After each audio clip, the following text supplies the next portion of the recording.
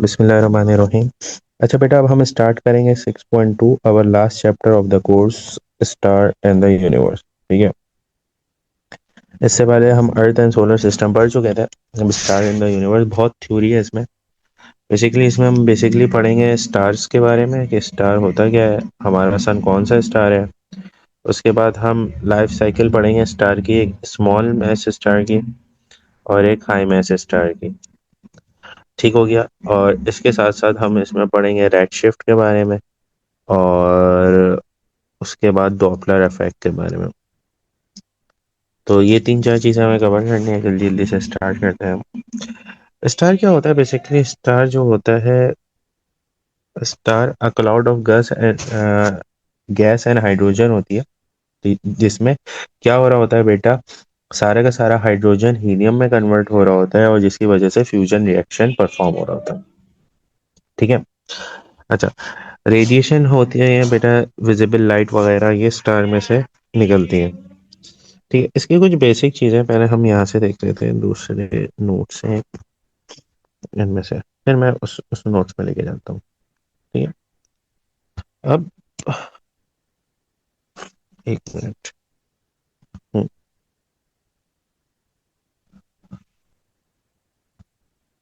अब क्या हो रहा होता है बेटा, हमारे सन में जैसे हमने पढ़ा था, न्यूक्लियर रिएक्शन हो रहा होता है। ठीक है। और सारा का सारा हाइड्रोजन जो है, हाइड्रोजन हीलियम में कन्वर्ट होता है, जिसकी वजह से ह्यूज अमाउंट ऑफ एनर्जी क्या होती है मेरे बच्चे, रिलीज होती है। ठीक है।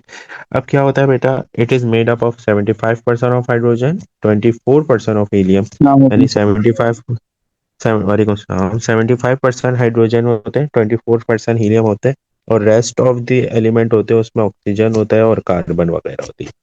ठीक है। ये हमने बेसिकली एक स्टार के बारे में पढ़ा, जिसको हम सन को हम एज अ स्टार पढ़ रहे हैं।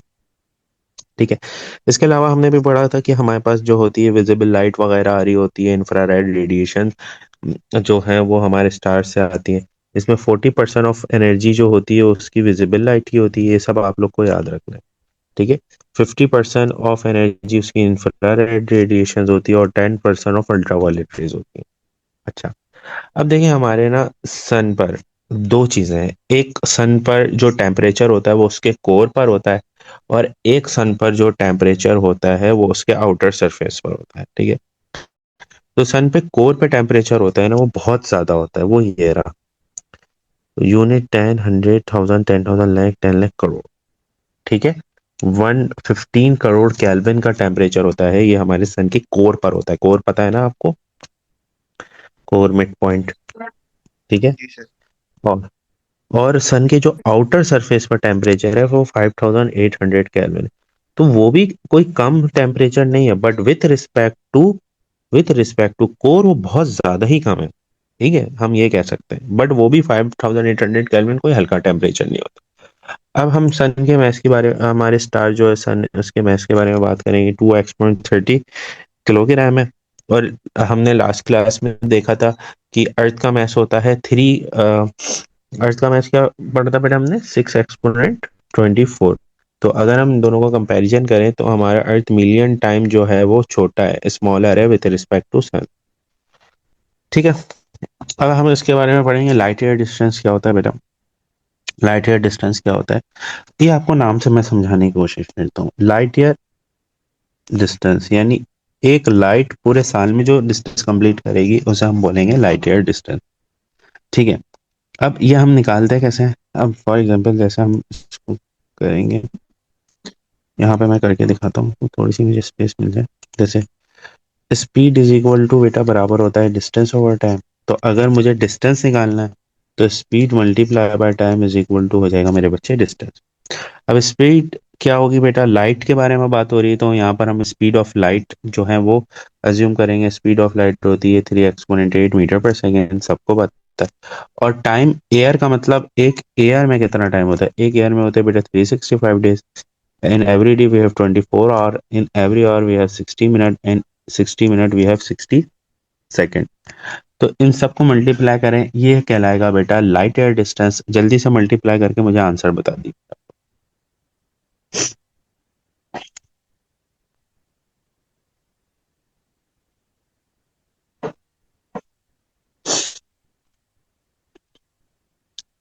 अरे यार बेटा, कोई भी मुझे आप लोग में से आंसर बता दीजिए।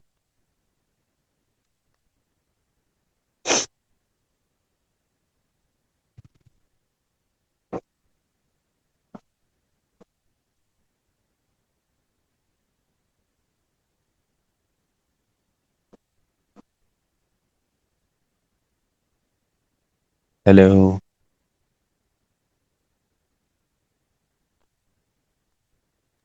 सर,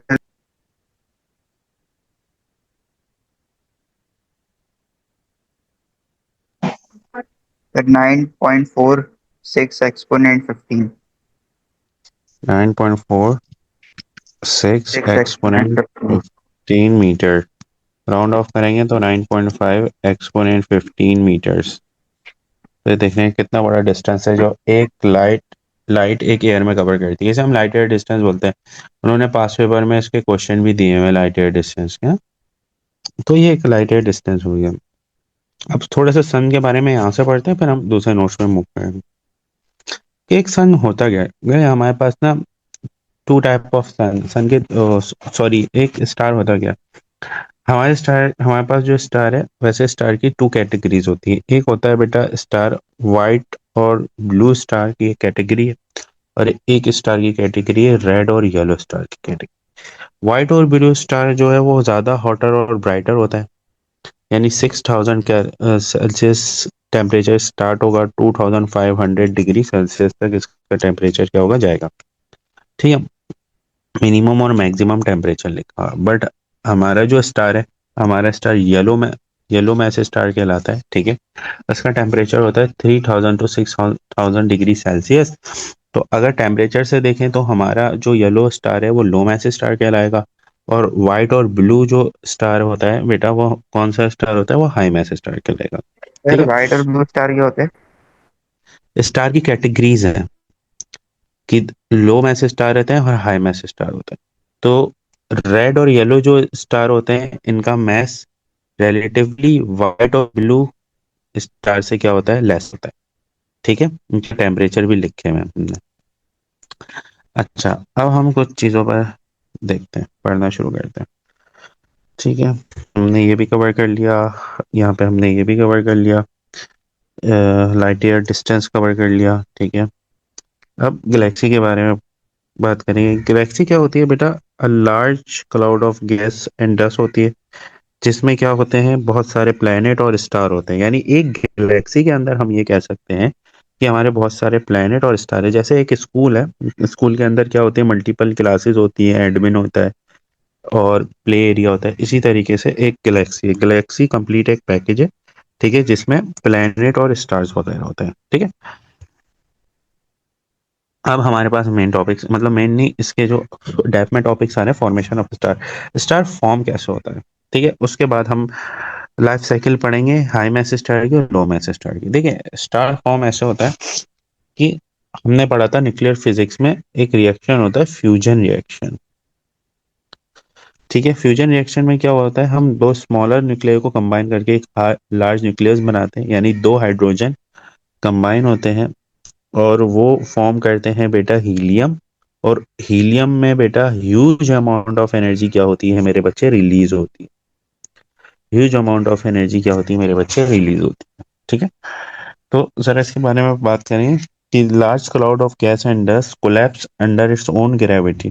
ठीक है, अपनी ग्रेविटी में कोलैप्स करते हैं और प्रोटोस्टार फॉर्म हो जाता है।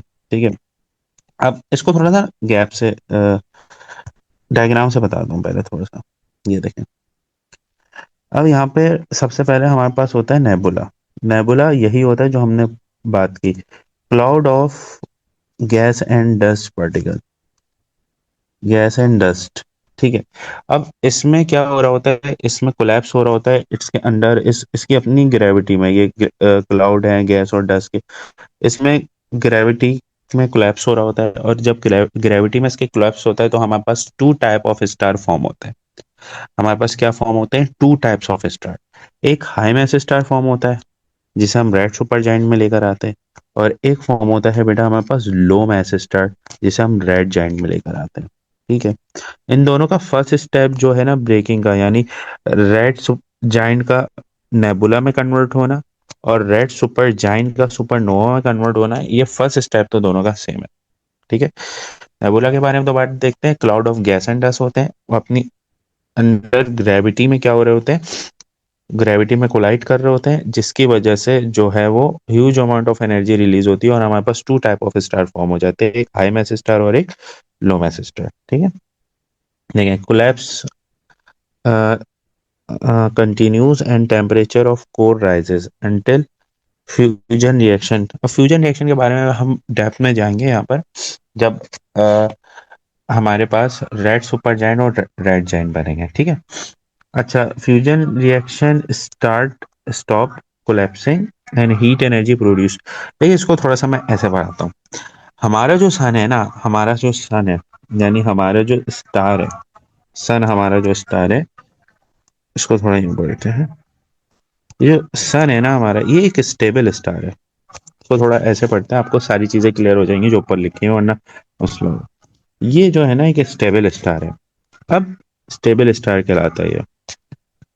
अब स्टेबल स्टार का मतलब क्या है, किसी भी चीज की स्टेबिलिटी के लिए ना ये चीज लाजमी होनी चाहिए कि उसमें जितनी अमाउंट ऑफ फोर्सेस लग रही हो ना, दो लग रही हो, तीन लग रही हो, चार लग रही हो, वो सारी फोर्सेस एक दूसरे को बैलेंस करेंगी।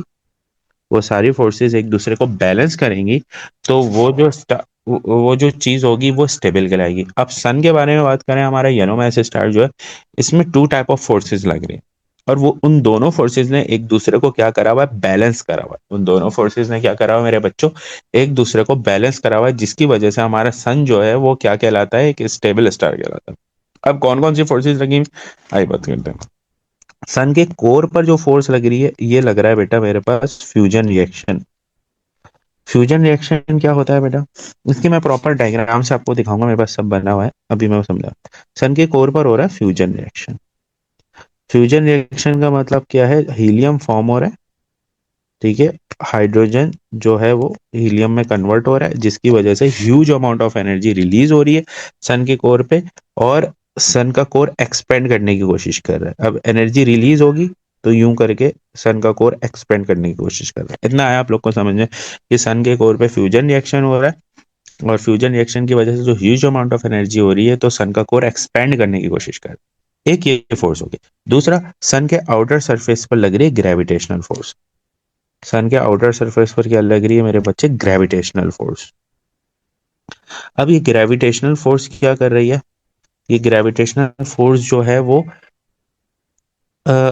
इंटरनल यानी इनवर्ट फोर्स लगा रही है। ग्रेविटेशनल फोर्स हमें पता है ना, ग्रेविटी अपनी तरफ खींचती है, तो ग्रेविटेशनल फोर्स इनवर्ट फोर्स लगा रही है। फ्यूजन रिएक्शन जो है आउटवर्ड फोर्स लगा रहा है, तो इन दोनों ने एक दूसरे को करा हुआ है बैलेंस। यानी ग्रेविटेशनल फोर्स ने और फ्यूजन रिएक्शन ने, दोनों ने एक दूसरे को करा है बैलेंस, जब भी हमारा सन एक स्टेबल स्टार कहलाता है। और स्टार स्टेबल है, अभी तक इसमें कोई कोलैप्स नहीं हुआ, कुछ ऐसा नहीं हुआ कि कोई बम्बार्टमेंट, मतलब वो तो फ्यूजन रिएक्शन हो रहा होता है, ऐसा नहीं हुआ कि कोई टुकड़ा निकल गया और ये सारी चीजें हो गई, क्योंकि स्टार हमारा स्टेबल है, क्योंकि उसमें दो इक्वल अमाउंट ऑफ फोर्सेस लग रही है। कोर में फ्यूजन रिएक्शन हो रहा है, और आउटर सरफेस में क्या लग रहा है बेटा, ग्रेविटेशनल फोर्स लग रही है। ठीक है। इस वजह से हमारा जो स्टार है वो क्या, कौन सा स्टार कहलाता है, कि स्टेबल स्टार कहलाता है। यहाँ पर ये सारी चीजें इस वाले नोट्स में ये हम देखेंगे इस चीज को। ये देखें, मैं शेयर करता हूँ आप लोग के साथ। देखें, सन के कोर पर फ्यूजन रिएक्शन हो रहा होता है, ठीक है, जिसे हम एक्सपेंडिंग फोर्स कहते हैं। और सन के आउटर सरफेस पर लगी हुई होती है बेटा हमारे पास कोलैप्सिंग फोर्स, यानी ग्रेविटेशनल फोर्स होती है। और इन दोनों फोर्सेस ने एक दूसरे को करा हुआ है बैलेंस। जब बैलेंस करा हुआ है, तो हमारा सन जो है वो एक स्टेबल स्टार कहलाता है। ठीक है। अच्छा, अब हमारे जो सन है, यानी जो स्टार है, उसकी लाइफ साइकिल क्या होती है, उसकी लाइफ साइकिल है बेटा 10 मिलियन ईयर, सन की स्टेबिलिटी की। और हमारे सन का जो टाइम कंप्लीट हो गया है, हमारा सन जो है 4.5 बिलियन ईयर्स ओल्ड है, यानी अप्रोक्स हाफ लाइफ कंप्लीट हो गई है हमारे सन। हो सकता है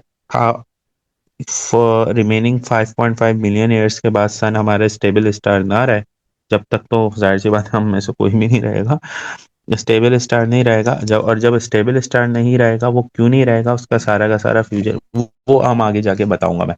life cycle, death of star में ना, लाइफ साइकिल ऑफ स्टार में इसका एक स्टेप है।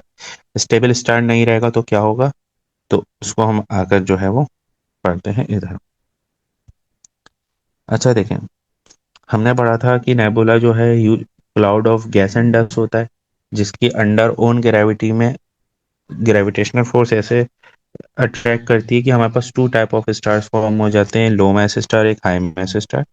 अब लो मैस स्टार क्या होता है बेटा? लो मैस स्टार वो स्टार होता है जिसमें रेड जाइंट बनेगा, और उसका मैस जो होता है बेटा वो 8 टाइम लेसर होता है मैस ऑफ सन से। और हाई मैस स्टार जो होता है उसका मैस जो जिसमें रेड सुपर जाइंट बन रहा होता है, उसका मैस 8 टाइम ग्रेटर होता है मैस ऑफ सन से। 8 टाइम ग्रेटर होता है मैस ऑफ सन से, और लो मैस स्टार का अप्रोक्स 8 टाइम लेसर होता है। ठीक है, किससे लेसर होता है बेटा? मैस ऑफ सन से। अच्छा अब देखें, हमारे पास रेड सुपर जाइंट बन गया। अब रेड ओ सॉरी रेड जाइंट बन गया। अभी हम लो मैस स्टार की बात करते हैं ना, लो मैस स्टार की लाइफ साइकिल पढ़ते हैं। अच्छा अब देखें, यहाँ पर दो रिएक्शन हो रहे हैं, हमें पता है। इसकी कोर पर हो रहा है फ्यूजन रिएक्शन, यानी सारा हाइड्रोजन जो है वो हीलियम में कन्वर्ट हो रहा है, और इसकी आउटर सरफेस में कौन सी फोर्स है? ग्रेविटेशनल फोर्स, तभी ये स्टेबल है। ठीक है, अब एक टाइम आएगा कि सारा का सारा हाइड्रोजन जो है ना, वो सारा का सारा हाइड्रोजन हीलियम में जब कन्वर्ट हो जाएगा, सारा का सारा हाइड्रोजन किस में कन्वर्ट हो जाएगा? हीलियम में। जब सारा का सारा हाइड्रोजन हीलियम में कन्वर्ट हो जाएगा ना मेरे बच्चे, तो क्या होगा बेटा? फ्यूजन रिएक्शन यहाँ पे हो जाएगा एंड इसके कोर पर। जब इसकी कोर पर फ्यूजन रिएक्शन हो जाएगा एंड, तो कोलैप्सिंग कोई फोर्स रहेगी नहीं, तो there is only a force. ठीक है, वो कौन सी फोर्स ही होगी? Gravitational force. और वो फोर्स इतनी ह्यूज अमाउंट में होगी कि हमारा सन जो है उसकी स्टेबिलिटी हो जाएगी एंड, और कोलैप्स कर जाएगा पूरा हमारा स्टार। और जब वो कोलैप्स कर जाएगा तो वो फॉर्म करेगा बेटा हमारे पास प्लैनेटरी नेबुला। ठीक है, रेड सुपर जायंट कैसे होता है एंड, कि उसमें फ्यूजन रिएक्शन हो जाता है एंड, जब फ्यूजन रिएक्शन हो जाता है एंड, तो सन के पास एक ही ग्रेविटेशनल फोर्स होती है, और वो फोर्स इतनी तेजी से कोलैप्स करती है कि उसकी वजह से रेड जायंट कन्वर्ट हो जाता है प्लैनेटरी नेबुला में। ठीक है, अब इसके कुछ पॉइंट देख लेते हैं। ठीक है, hydrogen fuse pores begin run out, वही हाइड्रोजन बिगिन हो रहा है। ठीक है, ठीक है, अब हाइड्रोजन जो होता है बेटा फ्यूज हो रहा होता है हीलियम में, जिसकी वजह से कोर डेंसर होती है, और ग्रेविटेशनल फील्ड इस जो होती है वो कोलैप्स कर रही होती है, और दोनों ने एक दूसरे को क्या करा हुआ होता है बेटा? मेंटेन करा हुआ है। उसके बाद क्या हो रहा होगा? उसके बाद जब रेड जाइंट बनेगा, ठीक है, तो रेड जाइंट बनने के बाद उसके कोर पर जो हाई अमाउंट ऑफ फोर्स लग रही होगी, ठीक है, वो क्या होना शुरू हो जाएगी? वही जो हमने बात की थी कि उसकी कोर पर जो हाई अमाउंट ऑफ फोर्स लगती है वो सारा हाइड्रोजन हीलियम पे कन्वर्ट होता है, और जब हीलियम में कन्वर्ट हो जाता है तो ग्रेविटेशनल फोर्स बहुत ज्यादा होती है, जिसकी वजह से रेड सुपर जाइंट जो होता है वो प्लैनेटरी नेबुला में कन्वर्ट हो जाता है। ठीक है, अच्छा अब प्लैनेटरी नेबुला में कन्वर्ट हो जाता है, उसके बाद उसे हम जो बोलते हैं वो किस फॉर्म में आ जाता है बेटा? वाइट ड्वार्फ में आ जाता है। ये यहाँ पर बना हुआ है, देखें डायग्राम। प्लैनेटरी नेबुला के बाद वो किस में आ जाएगा बेटा? वाइट ड्वार्फ में। ये लास्ट स्टेज है लो मैस स्टार का। ठीक है, वाइट ड्वार्फ में आ जाएगा, और वाइट ड्वार्फ में आने के बाद क्या होता है बेटा? वो जब वो वाइट ड्वार्फ में आ जाएगा तो उसमें जितने भी हैवियर एलिमेंट होते हैं लाइक आयरन, सोडियम, ये सब के सब क्या हो जाएंगे बेटा? फ्यूज होना शुरू हो जाएंगे। इसकी वजह से यहाँ तक आने के बाद हमारे पास डेथ हो जाती है बेटा लो मैस स्टार। अब हम हाई मैस स्टार में आएंगे। देखिए, हाई मैस स्टार में फर्स्ट स्टेप हमारा सेम है। क्या होता है बेटा? नेबुला से रेड सुपर जायंट में आएंगे। अब इसका फर्स्ट रिएक्शन सेम है, इसमें भी क्या होगा बेटा? सारा का सारा हाइड्रोजन जब हीलियम में कन्वर्ट हो जाएगा तो फ्यूजन रिएक्शन हो जाएगा एंड, जब फ्यूजन रिएक्शन हो जाएगा एंड, तो यहाँ पर ग्रेविटेशनल फोर्स स्ट्रेंथ लगेगी बहुत ज्यादा। अब ग्रेविटेशनल फोर्स स्ट्रेंथ इतनी ज्यादा होगी कि वो सुपरनोवा में इतना तेजी से कोलैप्स करेगा सुपरनोवा में।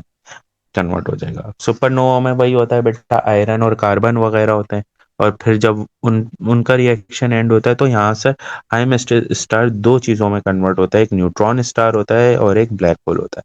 न्यूट्रॉन स्टार का मतलब क्या होता है, इसमें न्यूट्रॉन के पार्टिकल होते हैं और ये स्पिन कर रहा होता है। ये स्टार क्या करता है, स्पिन।